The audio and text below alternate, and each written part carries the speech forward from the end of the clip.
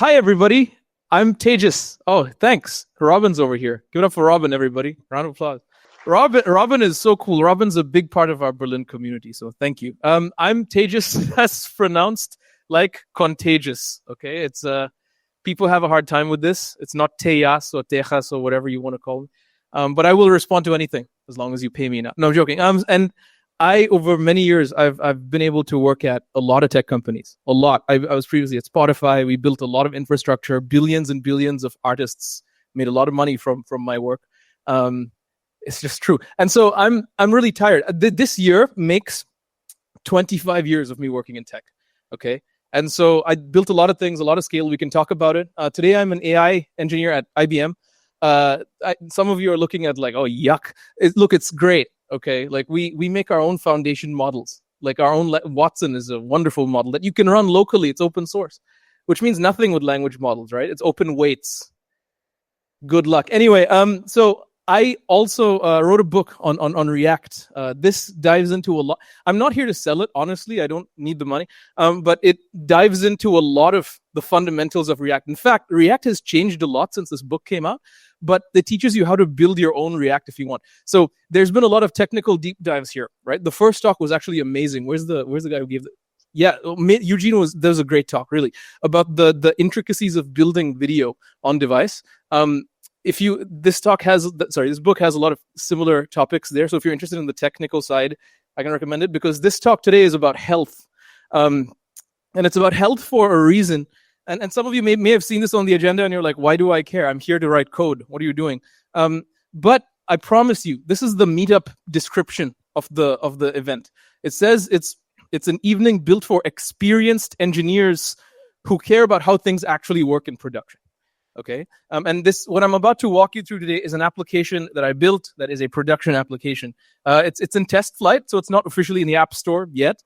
But it's being used actively by people, including my parents, to improve health and help everybody live a little bit better. So it is a production application built with React Native.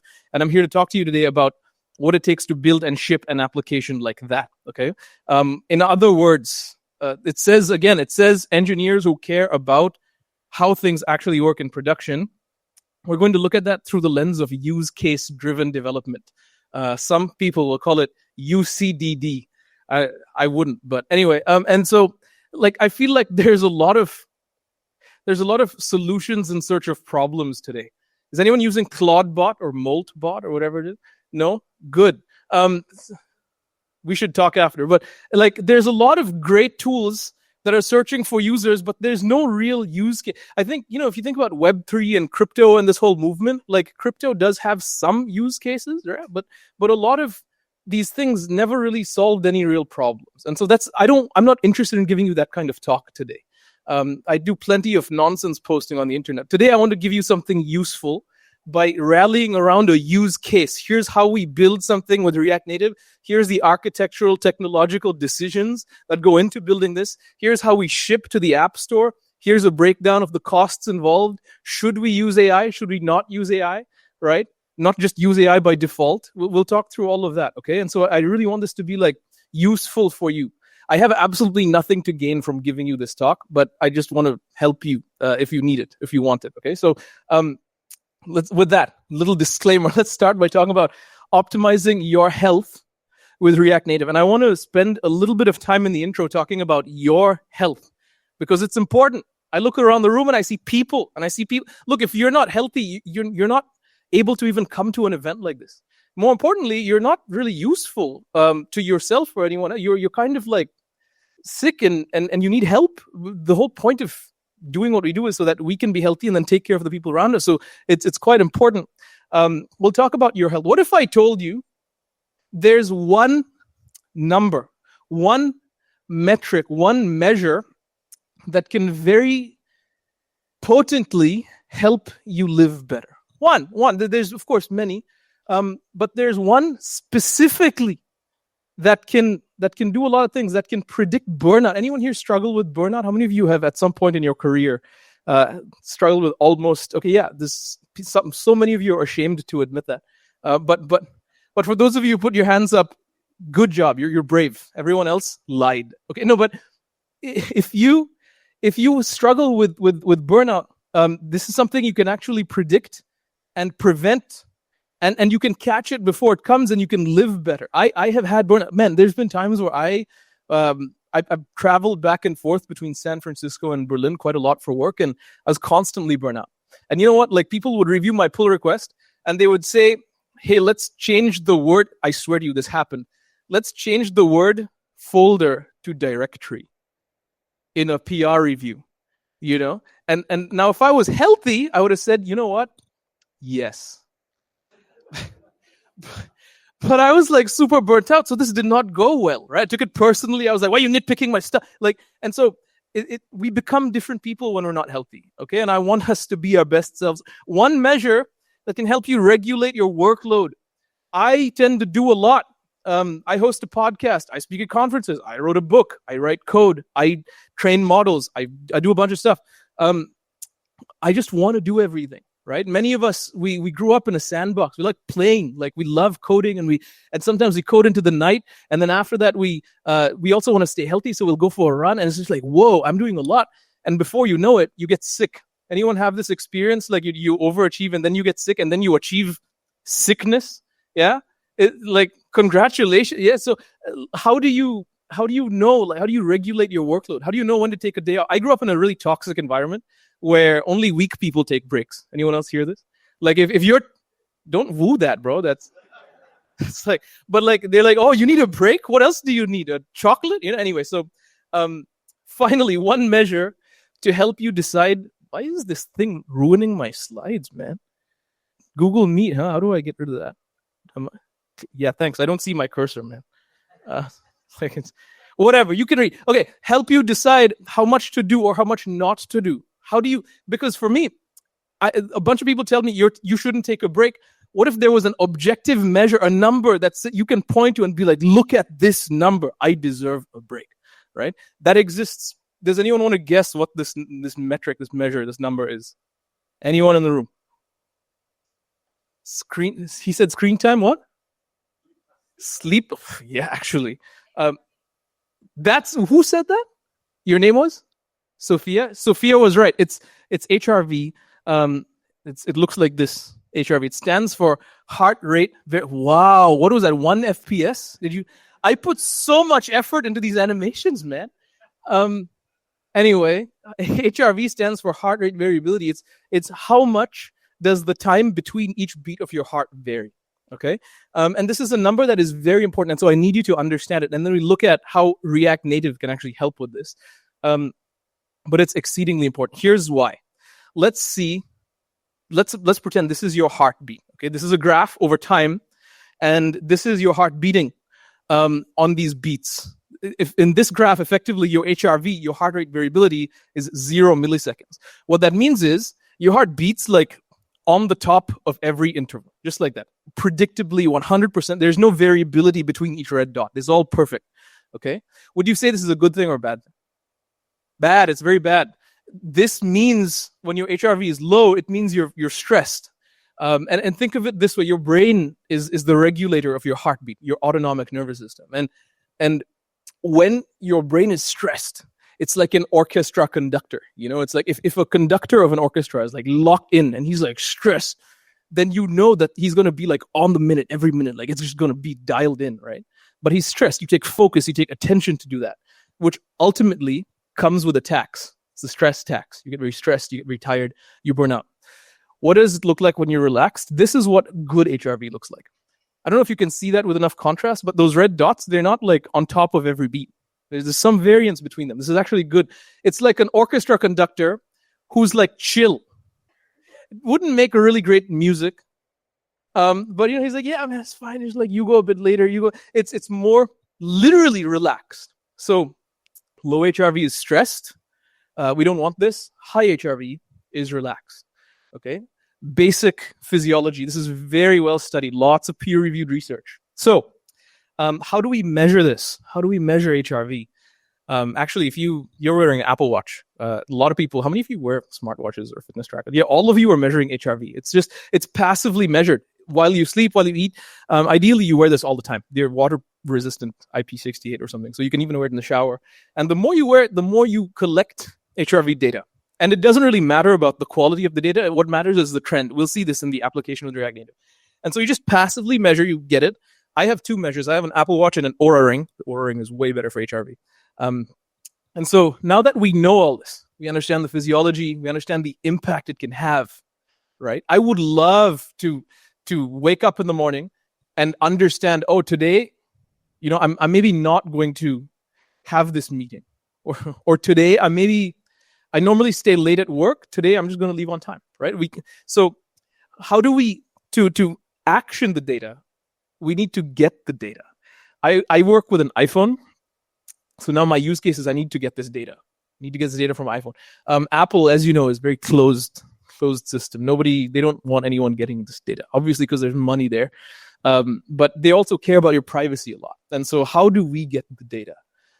This is where I decided to build an iOS app because I want that data. And there's really no other way to go about this. You could maybe do a shortcut, like in iOS, there's a shortcuts app, Siri shortcut, where you can read from HealthKit and upload data. That's really complicated. It's actually easier in this case to use something like React Native or Swift and create a native application to then get permission from HealthKit to get the data out. Okay, and that's my use case here. That's why I built this, and that's how the application is built. In building this, it answered a really good question. Because you see, for me, I've been a web developer most of my career. I do AI now. This was before ChatGPT, by the way. I just said I didn't jump on a hype train. But I've been a web developer. The web was my platform. In fact, today, the web is my platform. The web is a platform for AI, things like MCP and all of this, right? So the web has always been my platform. And I believe the web, I'm a little bit biased, forgive me. I think the web is just superior. In for some cases, because it's so universal. With web GPU, you can render things from the GPU. With web Bluetooth, you can pair with devices. It's so beautiful. And so I've stayed on the web until I needed React Native because there's no other way. And so I had to wrestle with the question, okay, when do you actually choose React Native? And what was the answer to me was, because I'm a web developer, again, is when the web will not do what I want it to do, when there's no other choice. I think for a lot of people who come from a web background, this is going to be the move. However, if you want something to be platform agnostic as well, React Native makes sense.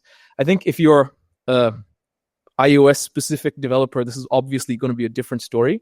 But this was one architectural decision that was immediately clear. If there's things that I can only do native, then instead of like learning or vibe coding something in Swift, I will reach for React Native instead, because it's JavaScript, it's TypeScript that I know. Write once, deploy everywhere. There's another case where you would use React Native also, which is if you want to build a mobile app, but you don't want to build a web app, right? Because React Native can also compile for the web. And then you have the best of all worlds with one code base, write once, deploy everywhere. The problem with this is if you integrate with a device API like HealthKit, then the web is going to be useless for you, right? But that was very eye-opening. So without further ado, it's already been quite long, and I know we're all tired, so I'll just show you the app right now, and then we'll walk through how it's built and what architectural decisions were made. The app is this. I'll show it to you on the screen also. But how it works is you see a big yellow screen here. And I don't know if you can read it from where you are, but it says work as planned. It's a traffic light system. So it shows you yellow if you're not too stressed or not too relaxed. And it shows you some numbers here, but it changes to red if you're very stressed, and it changes to green if you can take on some more work. Let me show this to you actually in the simulator. It would make more sense. So this is the iOS simulator. I'll open the app. Okay, wow, I have to really wait a second. It says error, and it says error because this is a fresh installation on a brand new iPhone. The error is we need 28 days of HRV data before we can actually calculate readiness. This is, of course, if you start a new phone. So this is part of my software development cycle. This is also a tip for everybody building software, is you've got to have a way to inject fake data or mock data in everything, especially for tests. And so that's what this button is. It will detect, am I running on the simulator? Yes. Okay, then show the button if not. And so that's why it says simulator here. So I will inject this data. It's generating. There we go. So now it says work as planned. And what does it say? It shows me my HRV. That's the trend over 7 days, and the trend over the past 60 days. And this is how it calculates the delta. If your 60-day baseline is 41, but this past 7 days, your 45, it's like, yeah, this is pretty close. And then it knows, okay, your 7-day trend is close enough to your 60-day trend, you're fine. If that 7-day trend was much lower, let's actually simulate that because we have a simulator. And so we'll go to the health app right here. Wow, that's really bad. And I will inject some data here in Apple HealthKit. So we will go to HR heart and then heart rate. There's a lot of stuff. Heart rate variability, which is not here. There we go. Heart rate variability. And I will add data. And I'll just add something really low, right? Like 10 milliseconds, which is really low. I should maybe add some fake data detection. So I added a record of 10 milliseconds. And notice my average has gone down a little bit, but it's still considerably high. So I would have to add a few very low samples. And the beauty of the data here is one wrong measurement is not going to color the data. You need consistent trends, right? So it's built with that in mind. So we'll keep adding like really low measures until the app responds. There we go. So now it says, hey man, take it easy today. And if anyone comes at you with like, what are you, like weak or something? You go like, actually, yes, here's the proof. I'm gonna take a break. And this is really awesome because it gives you a clear measure. I'm also a developer, so sometimes I may need to debug things. And of course, this is like fake data. So if I click on here, I get like a big JSON dump of things I can see. But that's hidden. Nobody knows that. Active recovery tells me you've been working too hard. Take it easy.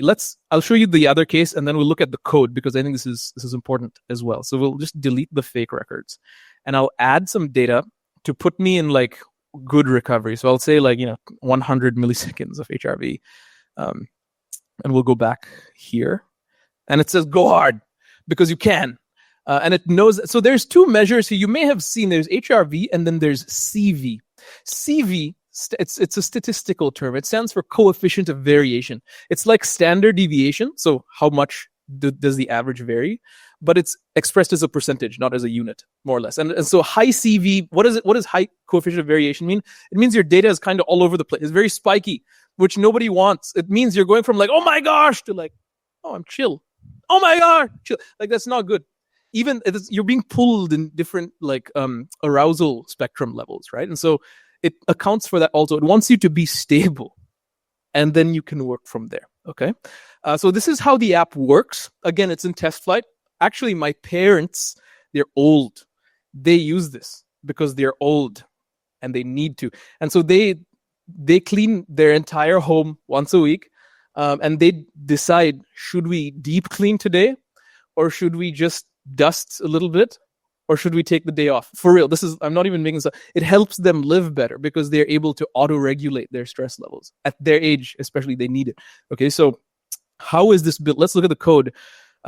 This is Cursor, and it was not vibe coded. I'll tell you this for sure. I enjoy writing everything. So it's a React Native app. So we start with the layout, which is just a stack navigation, nothing more.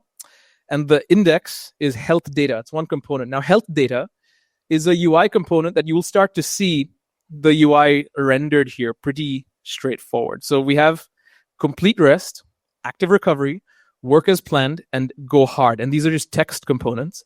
This is actually a wonderful feature of React Native where you can make sure your text is accessible. I learned this because of my parents. They have their font size on the iPhone to like 200 million pixels. And so instead of like go hard, it was just the letter D on the phone and so I learned this prop is amazing because you can cap how big the text actually gets for accessibility, right? So we're just seeing the UI left and right. In fact, can I update it? Go hardship. Does it auto update? No? Okay. I wonder why. Maybe my dev server died. So that's just the HRV and the milliseconds. Like this is just the UI here. What's interesting is how we integrate with HealthKit. And for this, we use an NPM library. It's called Kingstinct React Native HealthKit.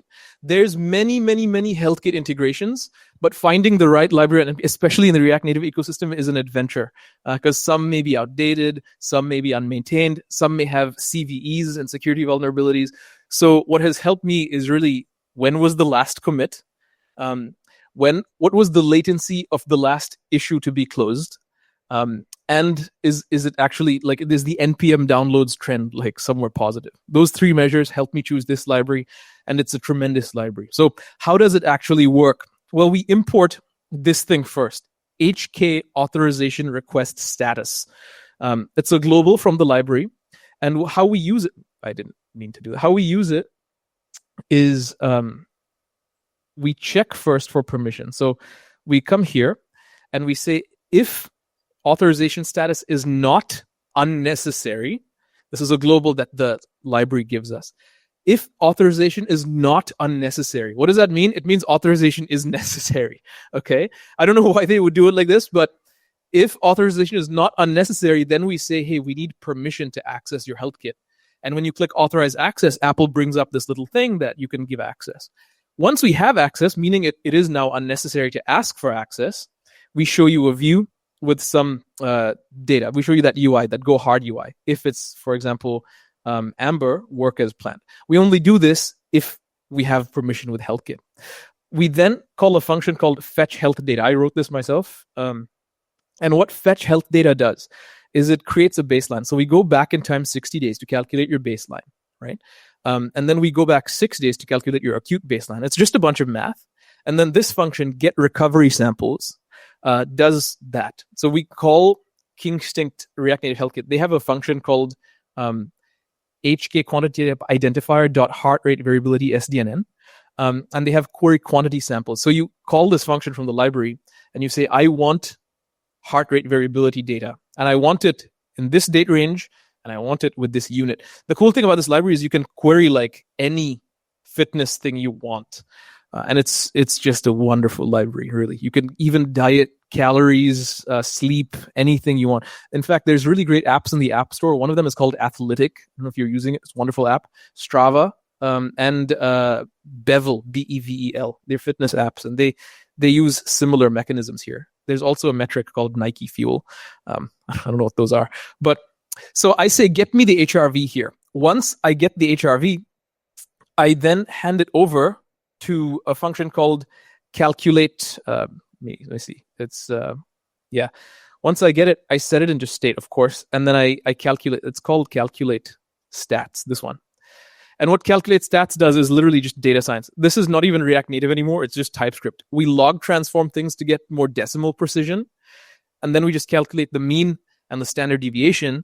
And the coefficient of variation is standard deviation divided by mean. It's the percentage of that. That's really all it is. It's just statistics with an integration into Apple's device. Okay, just a little code tour for you, but that's all that's happening. What's really important, though, is how do we present this to the user? And in the world of AI and like, I like to write code and all of this, like the art of presenting something so complex with all this data science to my parents, that skill can't be taken by AI yet. That's a taste thing.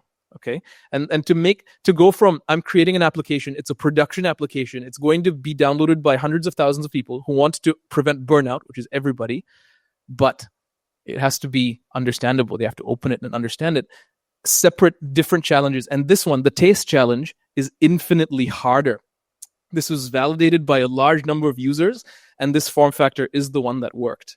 I'll also say this kind of for free. I host a podcast, and on the podcast, I've spoken with many, many, many founders, and they are building complex projects. We're talking like edge replicated SQLite for millions of users. At Spotify, I worked on really complex systems, and all these technical founders, they say, look, I'm building a complex product, but the most complex, the most difficult thing about building this company is positioning it so people understand what we do. Okay, just food for, because like with vibe coding and all of these, some skills will go. I think taste will not. That's just editorial. Okay, let's wrap up by talking about architectural decisions. What did we actually learn? Because I promised you, and this is for experienced engineers who care about how things actually work in production. How does this app actually work in production with my parents? How do you get it in the App Store? Let's uncover some decisions and decision points that had to go into this. Number one is the tool chain. We need a tool chain. Everyone who builds with a tool chain if you want to build for production, right? We don't write vanilla JavaScript on the web.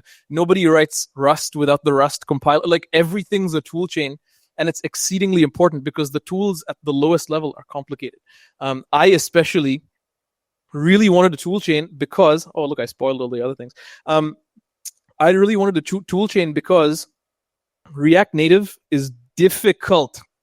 It's so difficult. And the reason I say it's difficult is, I can click hide now. The reason I say it's difficult is, look at this, man. December 18th, 2025. It's still like not 1.0, you see? And so every time I come, I'm ranting, but every time I come back to a React Native project, like a month, 3 months later, it doesn't work at all. And then there's updates I need to do. And if we look at the release page of React Native, right? This was December 2025. And if we go back 10 years in time to 10 years ago, it's still 0.x, And so a tool chain is so important. What's the best tool chain for React Native? Expo. I chose Expo. Honestly, this is the best decision I ever made. I know the Expo team, their friends, that's why I chose it. And if you are starting with React Native, or even if you have a brownfield project, honestly, if you're not using Expo, you must. It's non-negotiable. This was the best and easiest decision because it has why? It's a tool chain. Like, it handles compiling, it handles building, it handles upgrades, it handles so much out of the box. Number 2, why did I choose this? I already shared. It's when was the most recent commit? What's the latency between issue closes? And are the NPM download trends declining or inclining? That's the decision matrix there. Number 3, how do we deploy this? This is in the App Store. It's in the Apple App Store. Apple gave it permission. Crazy. And it was seamless. How do we get this in the App Store? Any guesses? It's Expo. Yeah. Yes. Like, so Expo Application Services is like Vercel for deploying websites, but for the App Store. They do everything. It's literally connected to your GitHub repo. And they just like ship it. Git push, gone. It's in the App Store. TestFlight updates. It's all fully automatic. I would show you this actually as a demo, but I think many of you know this already, so I'm not. We'll talk about it later.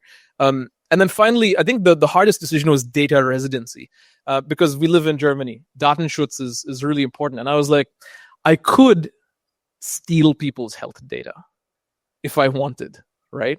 It's very easy. In fact, Aura does this. You opt into it in the terms and conditions, but from my ring, they're literally like taking my heart data and sending it to their servers. I don't know where they live, right? I could have done that. And so this is an architectural decision we have to make, is like, what do we want to do? And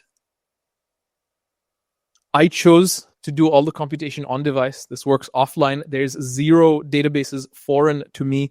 And the reason I did that is because oftentimes the simplest decision is the best one.